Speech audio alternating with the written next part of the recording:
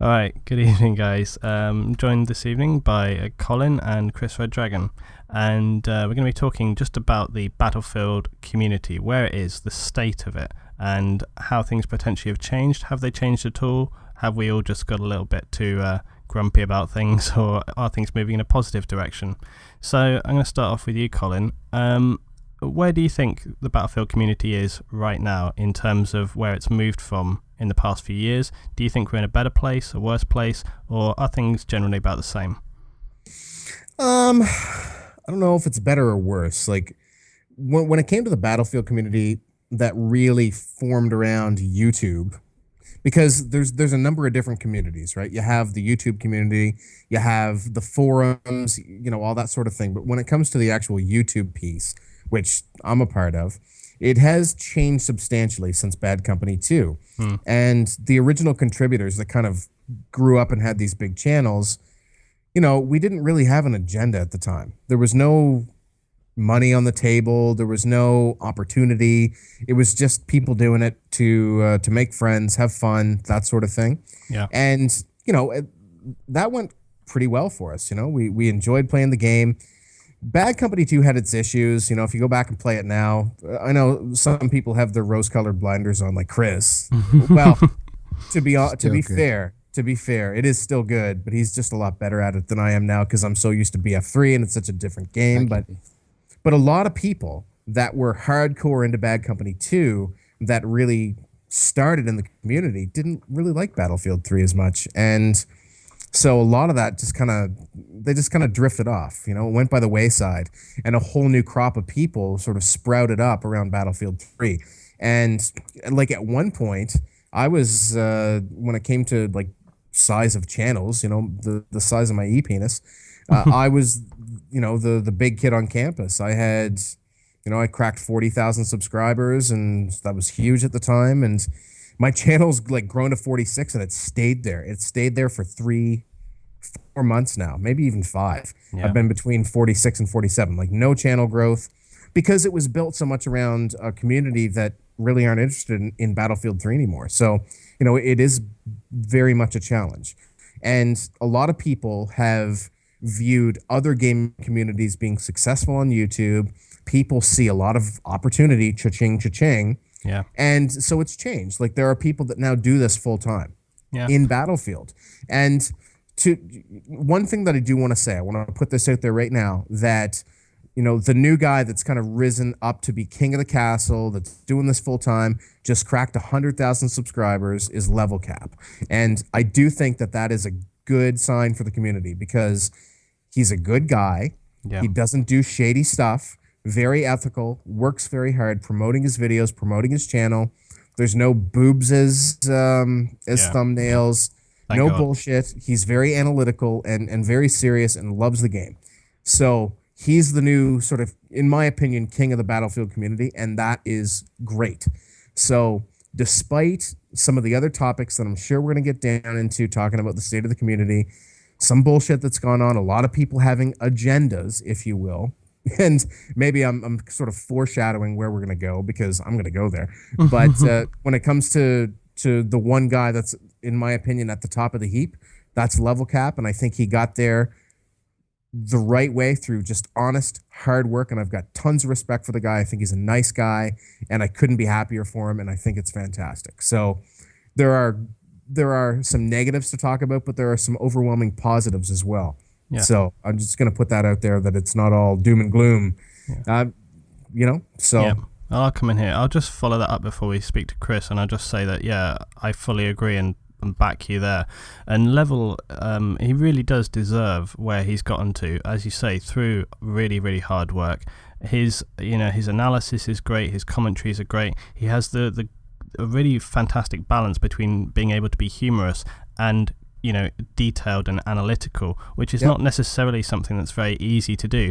And also he keeps his humor in a way that doesn't descend to the lower kind of, without wanting to bring and slander people's ages into it. He doesn't drop to that kind of early teen bottom of the barrel humor mentality. He keeps it good.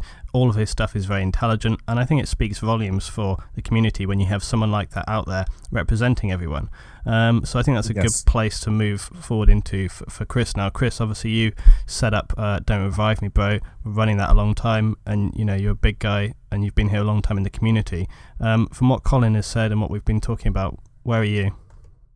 Well, here's the way I saw the switch. And now, I mean, you can say that the Battlefield community started with 1942 and Battlefield 2 and Bad Company 1 and stuff like that. But as far as mass produced across consoles, everything else, it was really Bad Company 2. That was across all platforms, really accessible. First Battlefield that was really popular on YouTube. So that's kind of why the community came together. We started Don't Revive Me Road to fill based a gap. on that. Yeah. Yeah. Basically a place for people to go, stuff like that. Before, if you wanted to play with somebody, there was no, you could join clans, you could join, smaller Battlefield 2 websites, stuff like that. But Colin and Stone and Cards, those were, if you searched Bad Company 2, those were the videos you found, those are the videos you watched. And Blank as well, actually. Yeah. Yeah. And so we, DRMB, basically rode on the back of their success, put it all in one place. You can go, built a community around it. It expanded to what it is today. Now, the problem I think with Battlefield 3 and where it kind of split off is you guys were known for doing well and doing specific things. Card had routes he would talk about, everything like that. And then Battlefield 3 came along, and it was such a different game mechanics wise, and just those little things didn't work as well. I think they would work now if Battlefield 3 released as it is right now. But at the beginning, with the first alpha and beta being Operation Metro, like, it was a pretty big wake-up call compared to Bad Company 2. Do you think that was a deliberate map choice, that they deliberately set a precedent there by making that the first map choice for the alpha and beta? No, I think that was just the easiest map to show. It was smaller, didn't have a lot of buildings until the end. I think it really did kind of demonstrate a number of different things all in one map. You had the outside park at the beginning. You go down through the tunnels. So, you had some open combat. You had some really choke pointy combat. Then you got into sort of a bit more of an urban setting. So I think that it was, from at least an infantry perspective, demonstrative of the different aspects of the games. And I think that they really wanted to showcase that. They wanted to draw in a new crowd to Battlefield that saw that sort of frantic, hectic gameplay. We're not going to bullshit around. They were trying to attract a larger audience than previous Battlefield titles would have attracted. And they were trying to show that, we have a fast-paced shooter. We also have the large-scale warfare. It's a versatile game when it comes to how you want to play it, and you can do whatever you want, how you want to enjoy it. If you're a vehicle person, you have that. If you're a tight combat infantry type person, we have that. And I think that they knew that they already had the Battlefield folks hooked. Metro was to maybe branch out to that larger audience to get people interested in the game. And I think to a certain extent it worked. But one place where I think the community really started to fracture around Battlefield 3 was that, folks that had been very successful on the consoles on Bad Company 2 didn't like the game. And I know that you really enjoy playing this on PS3, and that's kind of where your niche is. But the gap between the experiences on console and PC, and we talked about this, I think, in the commentary there, or when we were talking the other night with Fat Polly, around you kind of only know what you know. Yeah. But the experiential gap between the console and the PC widened substantially when it came to Battlefield 3. So it's mostly, not all, but mostly PC players that are really sticking with it, that have that kind of risen to the top, and folks that built their channel around the console. That console community's been shoved right into the background. Yeah, well, I know like people who would do really extremely well on PC, like Mass Death, Sergeant Enigma, those guys. like the game was so different at the beginning that they couldn't do the same things, and it was frustrating to even try. So then they stopped doing their channels, and we And now have. I think Enigma's still quite active and successful, but Mazdeath's very inactive at this point, I think. Yeah, and even on the console side, like cards and Chris, yeah, those 125. guys. Like it's just you just can't do the same things, No. and it's just too difficult to continue your success and keep a channel alive at the same time. It seems. I mean, are you talking literally just about the numbers here in terms of the scale of the kind of combat that you get between the PC and the PS3 here? If you looked at Bad Company 2, it was a really good, solid game on console. Didn't have, like, PC was actually a port.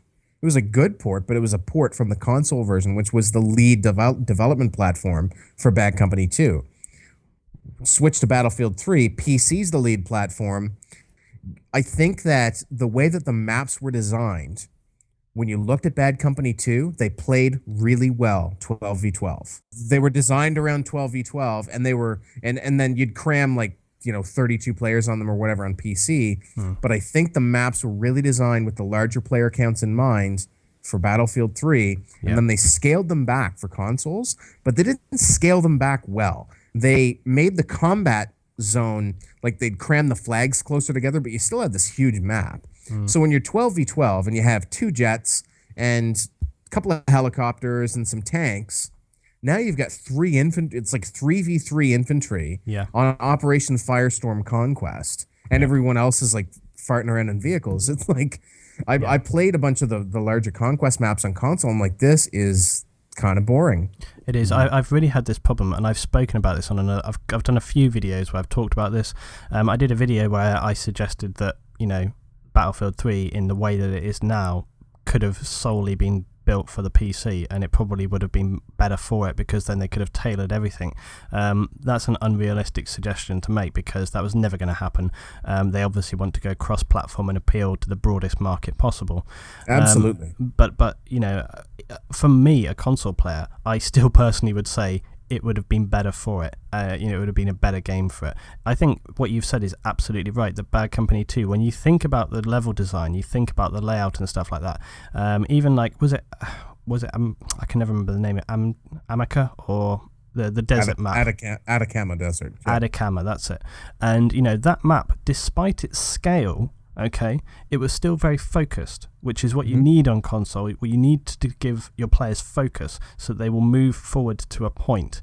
But even that, it was one of the maps which was often not so successful. If you had a good, balanced and aggressive team on both sides, it would be a lot of fun. If it wasn't, it would just become a sniping campfest. Yeah. But when you look at some of the maps, like you say, Caspian Border, it's exactly right. If you have 2 jets, a helicopter, that's 4 guys, so that's a third of your team, A couple of tanks, right, that's going to be another 4 guys. So yeah, like you say, you end up with 4 guys. Yeah, God forbid they have CITV station, and that's 6 guys and 2 tanks. Exactly. Like in 4 in the air, you have 2 infy. We end up with nothing on the ground. And when I've made my videos, I've had quite a few people kind of critique back from me, other console players saying to me, "Oh, Luton, that's not right."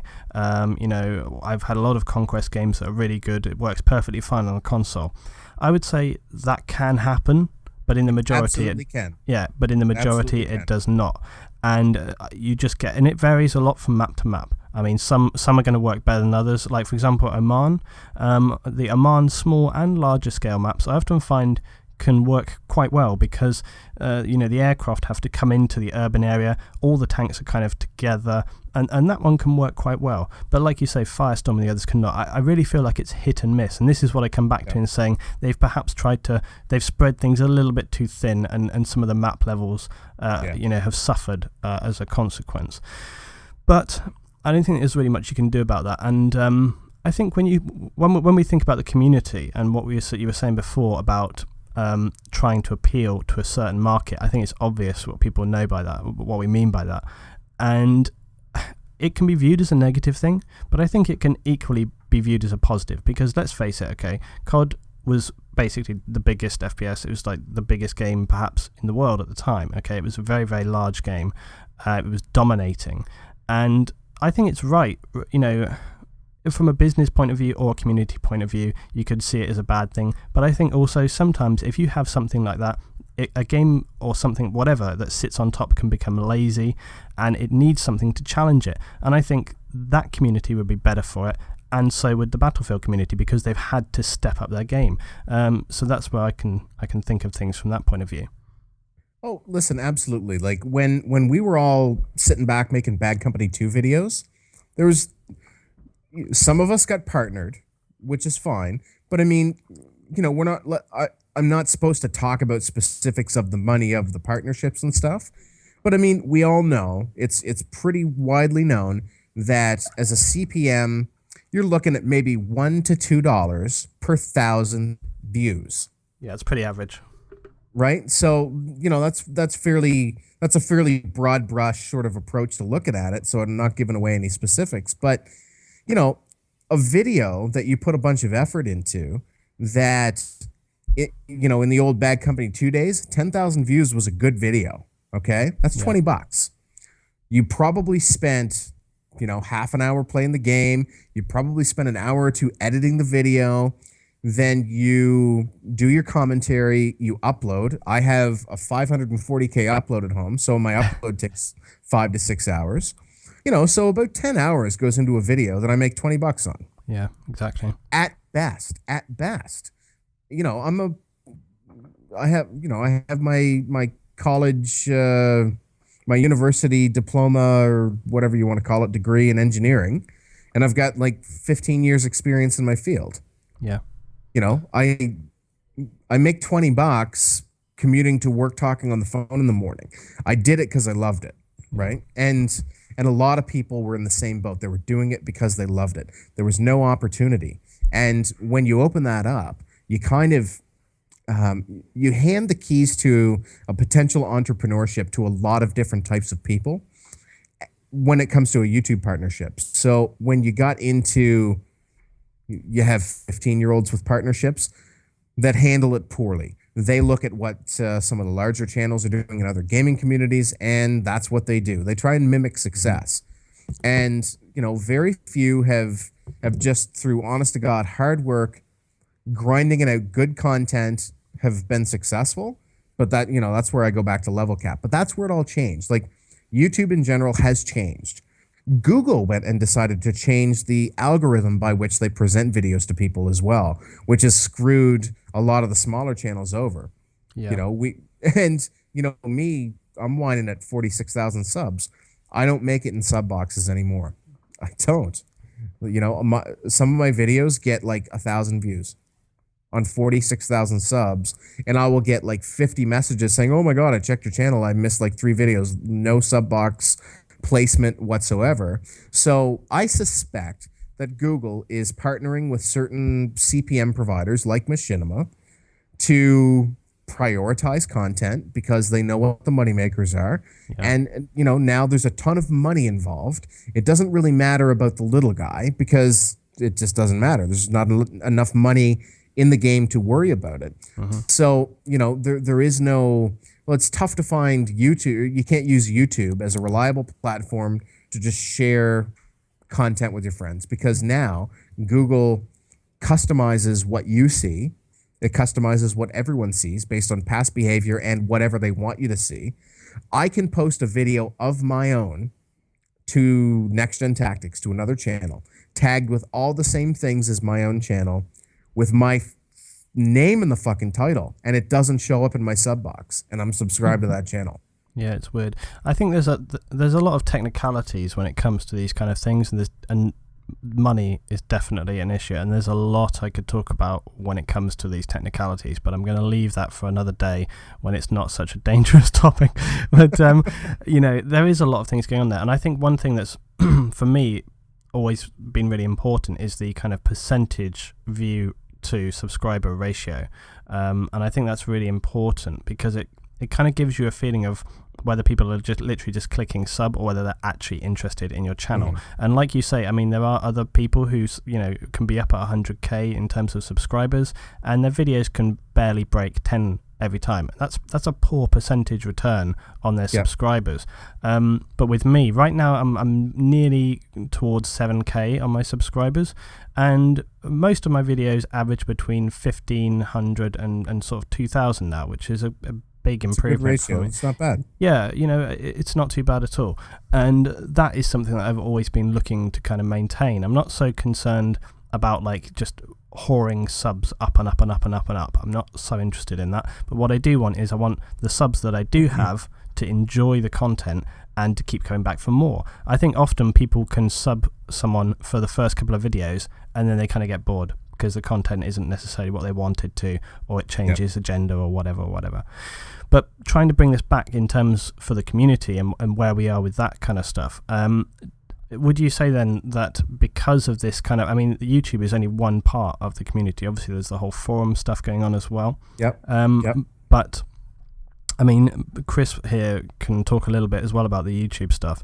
I mean, Chris, from where Don't Revive Me Brave was with Bad Company 2 and where it's, changed through to now, there is obviously a lot that's gone on there. But what Colin was saying there about videos being directed and controlled more, do you think that then that could directly affect the way the community behaves, that they're only seeing a certain type of content, or they're seeing perhaps more of a presence of a certain type of content, and then for that reason it can have a negative or positive effect? Would you say that was fair?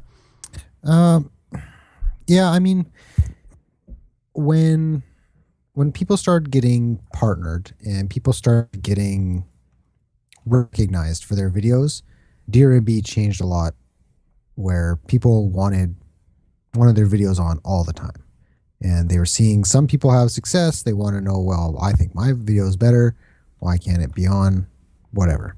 So now I think where we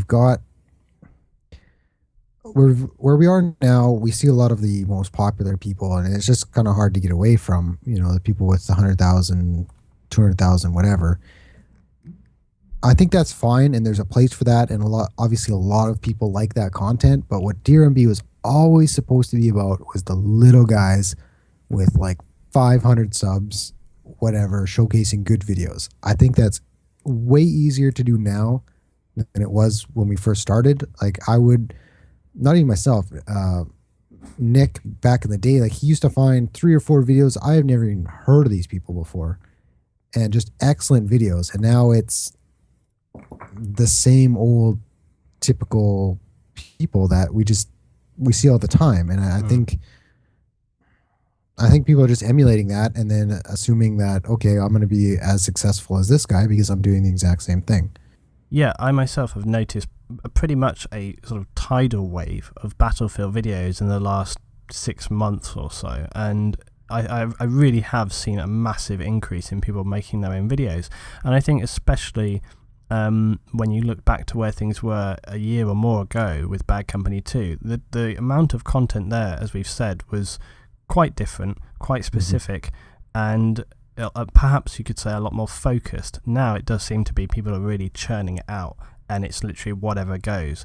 I think there's been just also from a technology point of view, I think a lot more people, like the amount of people I know now who have some kind of recording device, be that a capture card for the PC or an HD PVR, or these kind of things are becoming more regularly available.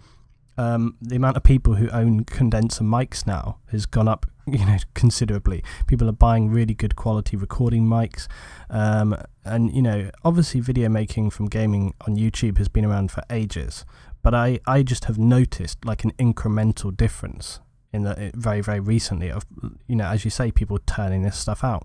But I think that's made it more difficult to find good quality people, because you have to sift through so much to find anyone making decent content. And I also think it makes other people suffer. I mean, one thing that a comment that I see on nearly every video of mine that I make at the moment is people going, wow, why don't you have more subs? Why don't you have more views? I've been searching through loads of content, and this is the first good one I've found in a week.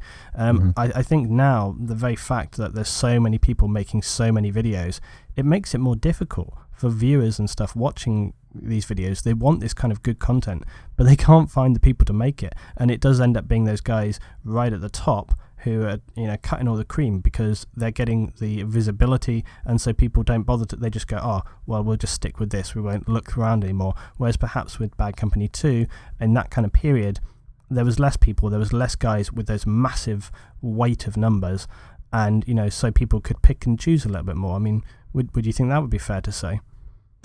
Yeah, I mean, that's definitely a point. A lot of people get saturated with the same stuff, and especially, I mean, with sub boxes not working, like Colin says, there could be a lot of similar content that you just continue to see. Now, again, going back to the whole point of DRMB, the point wasn't to show the same guys. It was to show, I don't know, maybe somebody different that you haven't seen before, and, you know, and showcasing that to the community.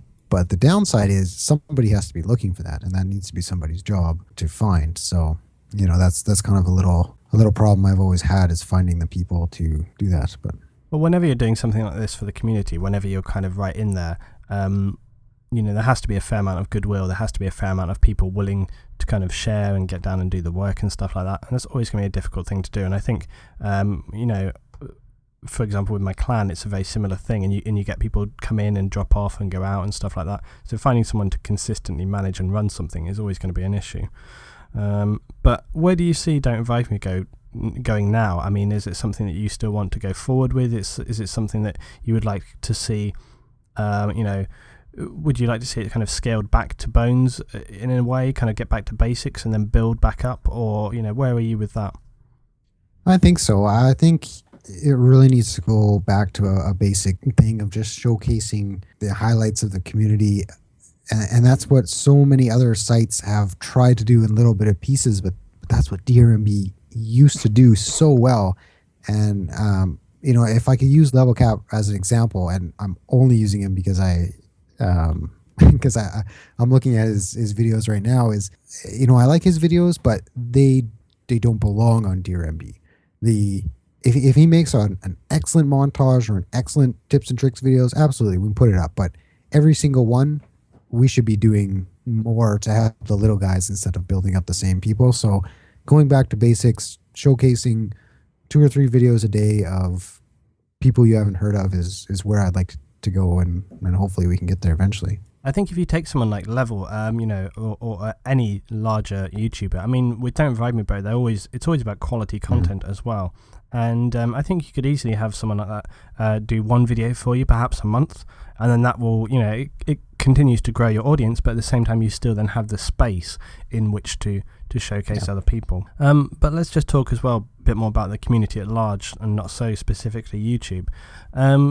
Do you think there's been a very noticeable change in the kind of mentality and demeanor of people from when we've gone from Bad Company 2 up to Battlefield 3? And do you think that's directly as a result of the way that they've sort of tailored the game to a broader market? I'm back and I can butt in, but I think that people have really developed a sense of entitlement over the $60 they spend on a video game now. Yeah, I get that too, and I don't know why people have that attitude. It's very weird, as I find. So I went into some figuring on how much I spend based on, you know, money invested in the game, which is, you know, looking at PC only. Actually, I wound up getting some complimentary stuff thrown my way on the consoles, but we won't delve into that. So PC is where I spend my money, and I spent about $120. Is that the game plus premium? Probably like 400 or 500 hours involved into the game. So, you know, when it comes to that, I'm paying pennies on the hour for entertainment, and I do enjoy the game. Yeah. I know that a lot of people that came from Bad Company 2 do not, but I do love playing Battlefield 3, and I can't complain about value for my dollar. And people proclaim to know what is best for the game. The problem is that the people that you hear from tend to be those that are dissatisfied with something. And so the people that are perfectly happy playing 24/7 Metro, 64 tickets, you don't hear from them. DICE has all that data, though, on which servers are populated, who's playing what, and they have to balance between the people they're not hearing from that are clearly happy doing what they're doing, and I would call it the vocal, very obnoxiously vocal entitled minority. You always are going to get this. It's always going to be the case that the people that whinge the loudest are the ones who happen to get listened to, because at the end of the day, people don't sort of write a new thread saying, thanks, good job, guys. It just doesn't happen, which is a shame, but it's just the way it goes. In fact, I personally make a point that if I'm dealing with people in services on a day-to-day basis in my life, like if I'm talking to the people, the gas people or the electric people, if I have someone who gives me good customer service, I make a point of actually mentioning it and saying thank you, and I try and give feedback as well, because people just don't do that now, and it's really important because it can help people out. But bringing that into the game, it's a very similar thing, that people just don't actually bother to say anything positive. They never think to sort of say, hey, I'm really happy with this, it works well. And then that can be a real problem, especially when it comes to mechanical things like nerfing and buffing weapons. And this happens in every game. I always mention it because it's my own personal experience, but in World of Warcraft it was a very, very good example of that. You had a class system there, and basically one class would get buffed, and then as soon as that happened, other people would start to whinge about it. Next time they came around to an update, they would take it back down and buff a different class. It's exactly the same thing. It's just whoever is shouting the loudest seems to get heard, and it's a really, really unfortunate thing. And then because of that, I think you can look at the way the community has changed, and how that directly relates to the overall enjoyment of the game for everyone else. Chris, pick up the ball, buddy. Well, what I was going to say earlier is I don't think the game is at fault. Kind of completely different what you're saying, Colin. I just think that before, if the community, I don't think the game's at fault either. By the way, I think it's this cult. It's the new internet culture, and it's a lot of younger people, even older people. Like the people that have been playing Battlefield the longest tend to yell the loudest. And it's like, well, since I bought 5 titles, so I've invested $300. Yeah, sitting on that porch. I've got the right. I've got the right to. Oh, anyway, this is someplace I'm going to go a little bit later on, but sorry, I'll stop interrupting. Well, one thing I'll just say really quickly, when you're talking a bit about value for money and stuff. I mean, think about what a DVD costs now. Think about what a Blu-ray costs now. Okay. And then think about how many hours you get out of that, okay? If you were to buy, I can go and buy a DVD, let's say an average DVD, that's a film that's been around for a while, £5, okay? What is that? I mean, that's, I don't know, a tenth perhaps of the, around a fifth or something, I don't know. But it's such a small amount compared to what you would pay for a full priced game, okay? And then what do you get out of that? A couple of hours entertainment, and then maybe you watch it a few more times over the course of the year. Let's say you get 6 hours out of a year, because how many times do you watch a film over and over? You compare that to the amount of hours you get out of a game. We're talking hundreds of hours. Yeah. So for anybody, and also I use that as a justification when people who aren't into gaming say to me, what did that game cost you? Say, £45 or $60 or whatever. They go, wow, that's a lot of money. And you're like, yeah, but I'm going to be playing it for the next 12 months, so it easily balances out. So for anyone to try and complain or say that they paid their money and therefore they should get this, seriously, shut up. It's a load of crap. But sorry, Chris, where were you going? Chris. No, I was just going to say, like, every community needs leaders. And before in Bad Company 2, when you wanted to play with the people who you considered leaders, it was very easy. You only had a certain amount of people to choose from. You want to play with Stone, you just messaged Stone or bugged Colin until you eventually played with them. Now, if Level Cap wants to play with subscribers, how long would you have to wait to play with them? So because of BF3stalker.com, you don't have to wait at all. You can go online and see when Level Cap's playing and join his game. Come on. It's never been easier, actually, Chris. Never. Well, I think it's been a very unfortunately easy thing for Level, I have to say as well. If you could watch any of his if you watch his final Chopper video recently, I think you'll find it's been a very bad thing for him. But that's another story. Yeah. So my point is, the changes are made because the community's bigger now and they're more spread out, and the more spread out it is, the less chance you have to interact with people on a meaningful level, and that's kind of the end of it. I mean, it would be impossible to start a new small clan right now when you've got, I don't know how many people play Battlefield 3, 10 times the amount of Bad Company 2. There's just too many people to sift through to find the 5 good people. I think as well, on the other hand, though, I mean, if we think about accessibility as well, I think actually speaking to DICE as developers, and also perhaps EA a little bit, but not so much. But when you want to actually contact people, now that there's Twitter and things like this, there is a lot more dialogue going on between the community and the developer, perhaps a little bit more than there has been before. And I think it'd be fair to say that DICE have always been pretty good at, sort of listening to the Battlefield community, because they understand that it's like a long-term, relationship, as it were. I think they do, on the whole, a pretty good job. They try to balance things up, which, let's face it, is not an easy thing to do. I think in the last year as well, we've seen a little bit of drama when we had some problems earlier in the year with the community, on Twitter, with a couple of DICE employees there, and that was a bad call by the people involved there. I mean, I don't know if you guys want to mention that at all, but I just think that we already have a developer which listens much more than other developers, and for anyone to be trying to call them out or to try and say that they're not doing what they should, I think is a load of crap. And I think the people who do that, who try and sort of complain or take it to another level in terms of causing problems for DICE, I think really should shame for themselves, because I think there's no call for it.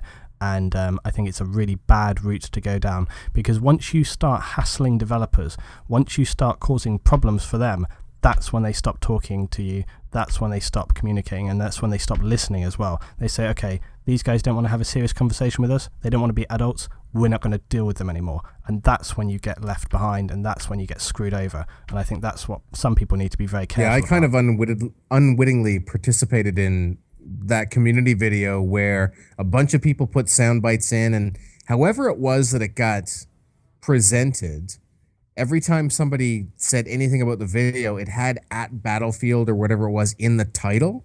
So it friggin' Twitter spammed them. And I actually apologized offline to a bunch of the DICE guys for being involved in that, because that's just, it's harassment.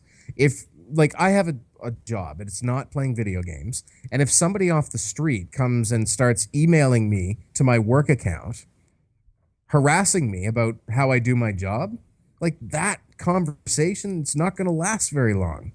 Yeah. And we've had access to talk to some of the guys from DICE, like Zinto. We've had Demise 99 come on a couple of times, on that podcast. And one of the reasons that I kind of didn't mind too much taking a step back from the podcast was all the shit I got via messages and tweets and stuff about not asking him the tough questions, not being a jerk to him. And I'm like, he's a professional. He does his job. I don't do his job. I do my job, and if you came at me and started harassing me about how I do my job, I'd hang up on you. I don't want him to hang up on me. I want to continue to have a dialogue. The other thing that people don't necessarily know is that we always vetted our questions by them first. They constantly work under NDA.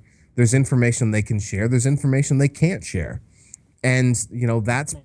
There's plenty of information that as well they don't have access to. I mean, this is the other thing people don't understand, is that it's all very well saying you don't ask tough questions, but sometimes those questions are not really relevant to that person, because people like Demise and people like Zinto, work in specific areas of that company. They don't often probably deal with the other departments anyway. So the questions you might be asking about a really specific, game element, they probably, even if they wanted to, couldn't give you an answer. So it's a very short-sighted perspective to have to sort of, like you say, be harassing you after you're trying to do something effectively very good. So am I going to conduct myself like a douchebag and ask him 20 questions I know he can't answer? Yeah.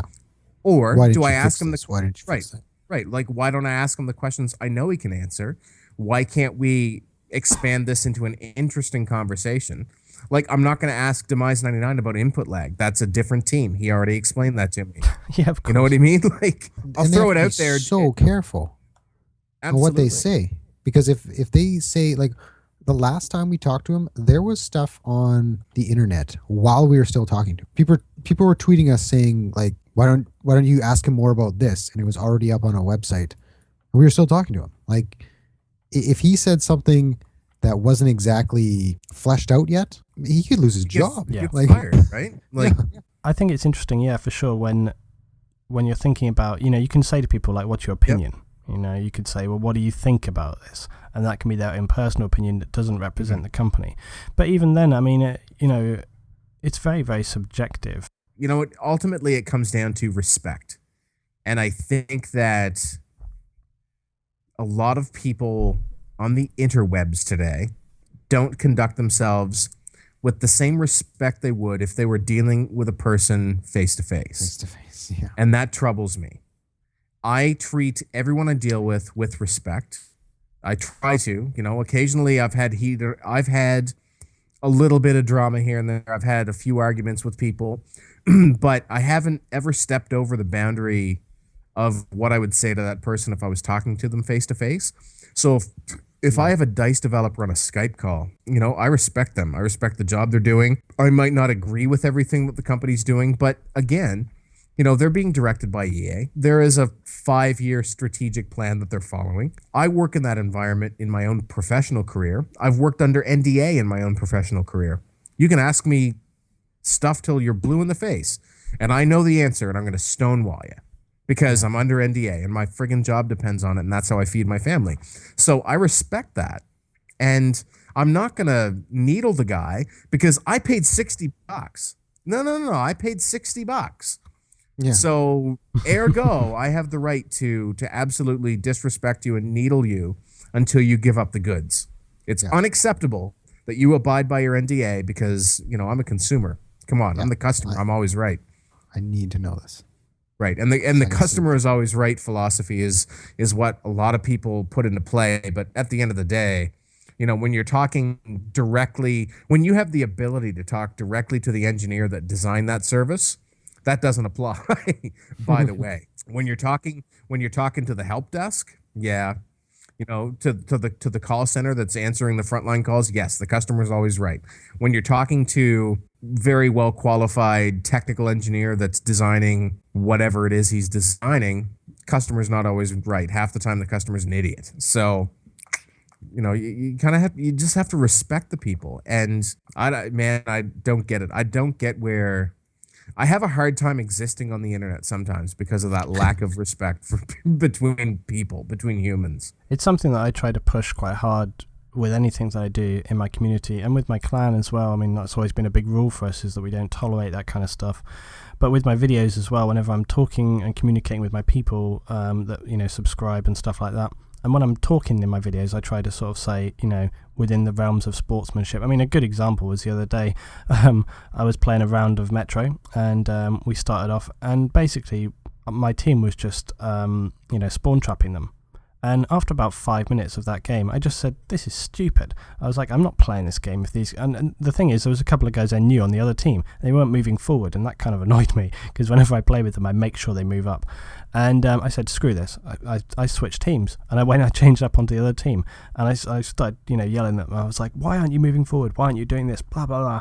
And, we took that base. We went onto the second base, and the other team we were playing against were better. I mean, basically, the Blues on that team that I changed to were not as good. That's why they weren't as confident pushing forward with the team. But we managed to get to the second base, and we gave a good fight, and we nearly got it. But I think that's what I'm talking about when it comes down to respect, and also a little bit of sportsmanship, which I think gets lost sometimes, and it irks me a little bit. I know people always say, well, you're there to win, and you're there to do whatever it takes. I kind of agree with that, but I also think there's certain times where you kind of need to just respect the other players and say, I'm not going to do that to them. I'm talking about things like when, and I don't lie that on occasion everyone's done this thing where, for example, with Bad Company 2, you get a quad and you drive it up a cliff so that you can quickly route around them, if they're really heavily camped somewhere. But it's those kind of things. Also, I think things like, for example, jets and vehicles and stuff like that, the whole jumping out thing. And I've actually had rounds of air combat where I've, I'm not the best pilot. I'm a kind of medium level pilot. I do all right. If I have a very, very good pilot come up against me, I'm probably not going to take him down. But I hold my own. And I've had good games on Oman where I've actually dominated the airspace with, me and maybe one other person in a heli or whatever. And, we kept the skies clear. I finished the round with barely one kill because every single time I go to shoot those people down, they just jump straight out. And, I said this on another video that if I'm in a jet, as long as I feel like it's been a fair kill, I will just stay in the jet and go down to give that person the kill because I feel like they deserve it. If you've taken someone out in a fair way and your team can handle it, if my team's in a critical, situation and me staying alive really demanded it, then yeah, I'm not going to throw my life away. But for the most part, I feel like, yeah, okay, you've outplayed me. I'm not just going to cheat you out of that kill and those points. A really excellent suggestion that someone made in one of my videos the other day when I was kind of talking about this. They said, well, maybe it would be great if DICE were to put in a kind of delay. So, if you were kind of in a tank, you actually had to kind of have a sort of 2-3 second delay where it took you to get out of the vehicle, where it actually became a conscious choice for you of, do I really need to get out? You can imagine if you're in a tank, you can't just hop out in a second. You'd have to undo the hatch, click, jump out. Similarly, if you're on an aircraft, you'd have to do an ejector or something like that. Ejectors probably are instant, actually, but do you know what I mean? They're sort of saying perhaps there needs to be a dynamic in place that allows a little bit more thought. Now, I don't want to get too bogged down in dynamics, but the point I'm making was a bit more about sportsmanship and stuff like that, and I think that's something that can be really lost nowadays. Maybe I'm being a bit too old-fashioned, but for me, it's something that I still try to keep. I agree. Sorry, I agree. I kind of had a mouthful there. Let's start over. So, I agree. Like, sportsmanship seems to be lost, or gamesmanship, or whatever you want to call it, in video games today. If you look at troll videos for Battlefield 3, how well do those do? When somebody's going around being a douche, those get huge views, and that encourages people to play like that. So, there's a couple of different analogies that I think that I'd like to make on this. It would be like the U.S. Dream Team playing pickup basketball against a bunch of high school players, okay? And they're beating the shit out of them, and they continue to beat the shit out of them so that they can pad their stats. You see that an awful lot. And then the other thing is, a team of people playing pickup basketball that are going around and just kicking the other team in the nuts because they think it's funny. They're not winning the game. They're not even attempting to play basketball. They're just running out there and kicking other players in the balls because that's fun for them, not considering the fact that you are ruining the game for everyone else. But it's funny. It's funny for me. So I'm going to do that. And I think that Battlefield 3 is probably one of the first titles where, for Battlefield at least, where that's kind of come into play because of the broader audience. And I think it pisses a lot of people off. I think as well, when you think about those kind of things, like you say, there is a kind of broader internet issue there as well.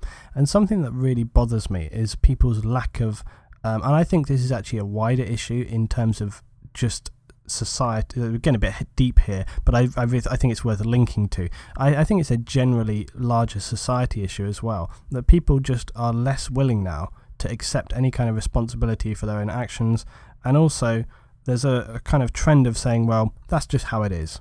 And people just kind of write stuff off. They don't really want to get involved with dealing with it. They don't really want to spend any time thinking about it. I often find this when people are talking about these kind of trolling issues in games. They just go, well, that's just how it is. That's a fairly default response. The answer is they don't like it either, but they just don't know what to do with it. So therefore, their automatic response is, well, that's just how it is, because it makes it sound like they're kind of in control and they're just cool with it. When in fact they're not. They probably hate it just as much as you, but they don't want to sound like, yeah, I hate this, but what can we do about it? Well, I really think people could think a little bit more about what they could do about it. For a start off, it would be very helpful if we had some, good servers and, people running them a little bit better. A lot of the servers that are up tend to be tailored towards these kind of crazy things. Also, I think as well, generally, that the whole kind of, internet aspect, a lot of this kind of trolling and stuff, it's kind of built up over time. The whole thing of memes as well, this kind of stuff pulls in. I really personally dislike this kind of stuff. I think as well, different personalities, and I'm not naming people, but there's various YouTube personalities that really push this kind of stuff. There was some videos the other day of a guy, and he was going to Comic-Con, and he was interviewing people there, and some of the women that he was interviewing, he was really being harsh to them, like really insulting them and really beating them down and then sexualizing other women.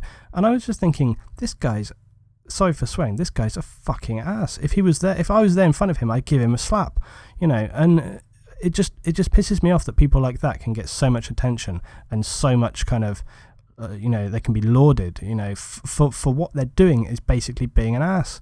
And I just find that kind of translates a lot into all aspects, and it directly relates into the Battlefield community. People's lack of willingness to deal with it and actually try and better themselves is something that has been completely lost. And maybe I just come from an old-fashioned family, but for me, it's something that it doesn't get under my skin in a way that really annoys me, but it makes me just kind of go, I'm just like, God, are people really like this? I think that's what I find.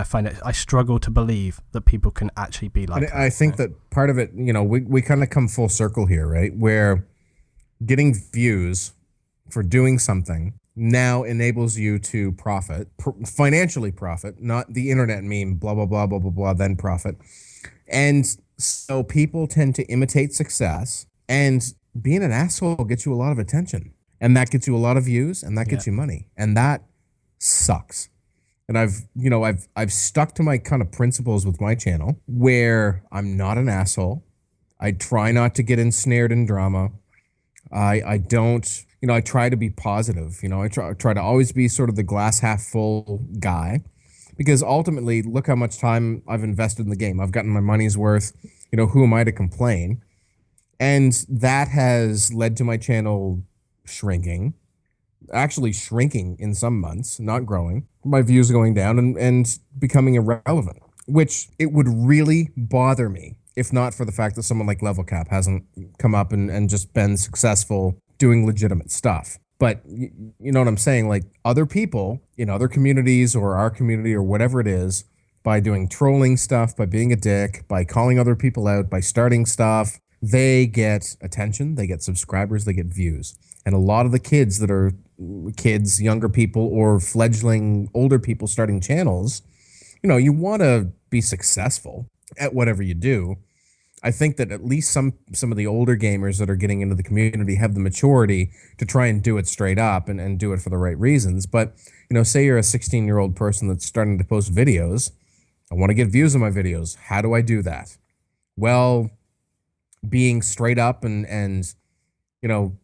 analytical and mature and all that sort of thing. There is a community for that. There is an appetite for that. And I'm going to continue to make content with that in mind.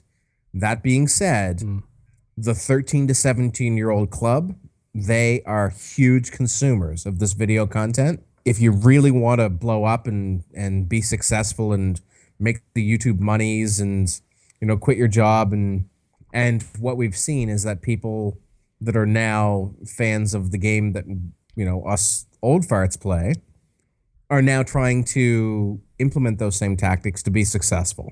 And it pisses some people off. It ruffles some feathers.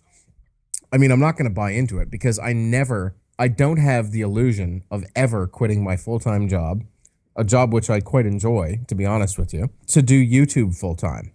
Never going to happen. So I went through like this period where I was very frustrated about like the channel shrinkage. Nobody likes shrinkage. All of us guys can probably agree, like, shrinkage sucks. And kind of going through that and really second guessing myself and, thinking about, I'm going to stop doing this. And, I came out at the end of the day saying, screw it. This is not the be all end all for me. It's one of the things that I do that I enjoy. When I can get to it in my life's priority list of stuff that I'm going to do, I'm going to play games and make videos. There are other things that are more important that take priority. And that's kind of why I've been bursty in pushing out content lately. Like, I might post 5 videos in 5 days. It's because I had those videos, I had a night to edit, and I had a fiber optic connection that I could upload a whole bunch and schedule them, so I did it. And then I'm back to doing music practice or whatever it is, and you don't hear from me for a week. That is not the recipe for YouTube success, and I don't care. I'll put stuff up, and if I have enough stuff to put up several in a row, then I'll do it. But if I'm going to go away for a week, then I'm going to go away. If I've got stuff I need to do, if I need to go out, it's not going to post up a video. But some people have to be that committed, and also they have to be that committed in terms of just putting anything up there, and their actual quality and the stuff that they're doing suffers as a result. But maybe then their stuff wasn't that really fantastic in the first place, but it does become about the numbers basically. And also, let's face it, if you're relying on that stuff as an actual living, getting anything up there is going to be your priority, and it just means that you're willing to do anything to get something up there. And I never think that's a good point of it's never a good situation to be in when you're trying to put this kind of content up there, because there's going to be times, probably regularly, where you have to literally just slap anything together to get something up there, because it's going to get those 10,000, 30,000 views, Chris, where are you at the moment? Right here. He's still here. He's just just sitting back listening quietly. Okay, so thinking a little bit about community forums now, and you've obviously got like forums like Battlelog and stuff like this, but every major game is going to have its own forum. Do you think that they really kind of perform in the way that they should? Do you think that people actually get a lot of constructive things out of them? Do you think that they're a good bridge for developers? Because I don't know often how much those things get read, and I spoke the other day when we were talking, Colin, on our other video, we were talking about COD and how with their forums they were getting crashed by the amount of responses previously, and yet nothing seemed to get replied to or come out of it. It almost seemed to be a kind of neutral point for people to vent their frustrations, and it was just like, we'll just give them this to vent on, and then it just gives them somewhere to rage. But Chris, I mean, what do you think about community forums? Do you think that they're a positive, constructive thing? And also, not just official forums, but unofficial communities, because there's a lot of people starting unofficial communities and running them in a moderately professional way now. What do you think about that? Yeah, I definitely think that there's a use for them, and I think in most cases they're a positive thing. I mean, look at Reddit. If you want to be negative and always be a dick, they're just going to call you out and start downvoting you, and that's the end of it. Now with Battlelog, I mean, I think it's a little bit of a cop-out on their point. I mean, I know the developers look at it, but if you have an official forum, you can just basically say like, oh, we'll just post it on the forum, we'll take a look at it. But you really never get that absolute feedback that they are, in fact, taking a look at everything and responding to everything. So it's a little bit of a venture frustration here, and maybe you'll hear about it a bit later. But as far as in general, forums have to exist to be able to bring people together. There's just no other way. I think they're the best things about communities, and at the same time, the worst things about communities. I agree. I think it comes down to what forum you're talking about. As I said before, it tends to be those that are dissatisfied with something that tend to yap the loudest. But, back in the day, like DRMB had some very positive, constructive discussion going on. And it started out very positive. I think that there's still positivity around it, but a lot of that eroded away. As more people, as the influx of new players and new gamers came in, it changed. It changed. And I struggle in my own personal life with like keeping my emotions in check and not being full of rage all the time. I get behind a slow driver on the way to work, and that's a tough go for me. I'll be honest with you. When the balance within my hobby, which is the gaming and the community and stuff, when that tips too much for the negative, like I got to back off from that, because, that's supposed to be positive. That's supposed to be a hobby. That's something I enjoy. And, I see a lot of negative. So I've kind of isolated myself a little bit now. That's kind of why I've been doing my own thing more and more, which leads to, shrinkage in the channel and all that sort of thing. But I mean, it's, it just keeps me sane. And I encourage people, just try and think about what you're doing. You're playing a game. If the game is your life, if it's so all-consuming that it's your life, then you need to make an adjustment in your life. DICE doesn't need to make adjustments in the weapons.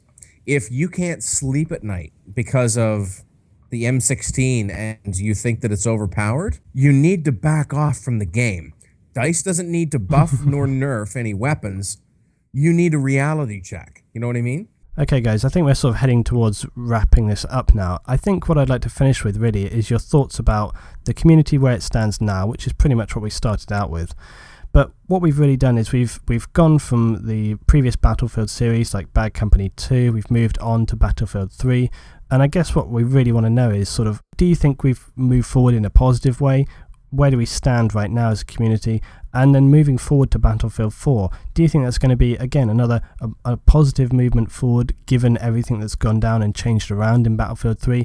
And how does it really suit you in terms of a game? Does it sit well with you? So I'll go to you first. Chris, where are you with this? Well, I'm probably going to take a pretty cynical view, but I don't That's think, fine. I don't think we've changed for the better at all. I think exactly the opposite. If I just go by the friendships I've lost because of Battlefield 3, I'm way in the hole, way different. People I used to game with on a weekly basis now, because of gaming and bullshit, I don't talk to anymore. And it's just, it's too bad that the game came in between us, but I don't know. I guess other factors beyond our control. With Battlefield 4, it's only going to get worse. They found success in Battlefield Premium. They know people will pay for it. Welcome to it. This is what Battlefield is now. It is you paying $60 for the game and another $60 on top of it until they find something else. They'll put out 5 DLCs for Battlefield 3, which sounds great until you realize how much you'll actually pay. And again, if you enjoy the game, that's absolutely great because you'll keep playing the game that you enjoy. But for me to keep up, like Colin, how long did we play the other day? A couple hours? Yep. Yeah, and I had to pay $15 to play with you, basically. So only because I'm an elitist snob, and I was like, we're playing close quarters. Yeah. So if you had to put, your finger down and say one thing that you felt had changed Battlefield, it was the kind of the catalyst for this change that you talk about. If you had to put your, down on something, what would you say that was? I think it's perspective, okay? And if you are a person that has been fortunate enough to make friends, good friends that you talk to every day, you don't talk about gaming all the time, you talk about real life stuff, you have friends. And if you have the perspective whereby a debate between you and that person over whether or not you like a video game or which aspect of that video game is good or bad or whatever, if you let that impact an actual human friendship or relationship, you're fucked. You have a bad perspective. Like Chris and I, we don't agree on Battlefield 3. We, as to what's good, what's bad. He doesn't like playing it. He doesn't play it very much. But guess what? We forged a friendship online. We're still friends. And that means more to me than anything else. The guys that I am friends with in D-Crew, they're friends first, and gamer buddies second. And we argue and bitch and complain all the time about stuff. But I have the perspective of, that friendship being more important, the human relationships being more important, respect for other people above opinions over a video game. Yeah. And so I think people really need to put that perspective in there in order for communities to cease to be these destructive cesspools of just furor that boils over. There's positivity in there absolutely is. But I find that it gets swallowed up by the negativity because people lack perspective. I think my favorite quote comes in quite well there of a desk is a very dangerous place to view the world. I think that couldn't be more true at the moment. Very well put. Because people can often get very shuttered. They can often get very closed from, how they look at things. And I totally agree with what you said that, any developer, they're always going to try and reach a broad market. They're always going to try and reach as many people as possible. That's what they do. They're always going to make changes. They're always going to look at their game and see what's going well, see what's not going well. They're going to make changes all the way through. But it's what you do as a person. That's what really matters. It's how you treat other people. It's how you interpret things, how you deal with it yourself. And it's about you as a game player as well. What is it you're really seeking to get out of it? Are you seeking frustration and anger and negativity and all of those things that you get from raging against other people and pulling back and forth? Or are you trying to enjoy yourself, have a positive time and get what you want to get out of the game? And I think some people could really do it with pretty much, as we've said, not to kind of, but to take a step back and just try and look a little at the bigger picture. I think that's what really we should get from. But for me, the community is large, and I'll ask you this, Colin, where I see things have moved forward. Bad Company 2, I used to play with about 8 guys. Now, I tend to play a bit with my subscribers, a bit with my clan, but it's a lot more fragmented, you know. I don't play with the same people on a regular basis so much. Yep. And I think it really has affected the way that I enjoy the game so much. I mean, I played games recently where I was the only person in the team playing for the objective, and I was getting very frustrated because of that. Whereas if I was with my squad and my team, I know that they would kind of have my back, and they'd have the same mindset, and they'd be pushing for the same thing as me, and we'd all have a better time because of it. I think what I would like to see moving forward to Battlefield 4, when that does eventually come around, which isn't going to be for a while, but what I would like to see as a transition is a bit of a move back to that. But I think that's not going to be something that the game has to do. I think that's something that I have to do. I think I will have to make a conscious choice to say, you know, I'm going to really tighten the people that I play with. I'm going to make sure that I stick with 4 to 8 people. I'm going to try and have what I had with Bad Company 2, and then hopefully have a more positive experience from that.